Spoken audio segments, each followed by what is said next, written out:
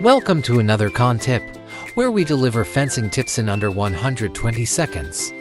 Today, we're focusing on designing fences for farm animals, combining safety and function, protecting your livestock and manage your farm efficiently.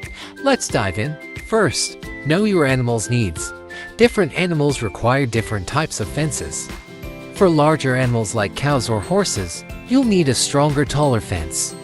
Smaller animals like sheep or goats need a fence that keeps them in and predators out. Next, choose the right materials. Wooden fences are sturdy and traditional, but require maintenance. Electric fencing offers flexibility and security, great for larger animals. For smaller livestock, mesh wire is ideal to keep them safe from predators. Safety is key. Make sure there are no sharp edges, broken wires, or gaps in your fence. These can harm animals or give predators an entry point. Regular maintenance is crucial to ensure your animals are safe at all times. Farm life is tough, and so should your fence be.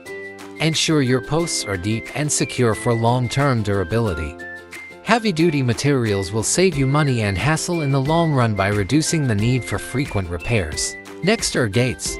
Make sure your fencing design includes gates for easy access. Gates should be wide enough for equipment like tractors and allow animals to move safely between paddocks or grazing areas. Lastly, consider your local wildlife and weather conditions. If you're in an area with predators like coyotes, consider adding extra height or an electric barrier. In windy regions, use materials that can withstand the elements. And there you have it.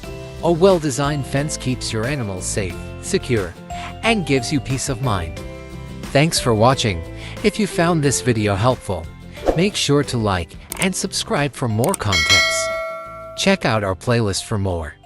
Should you require professional help, you can contact us on this number or on our website. See you next time.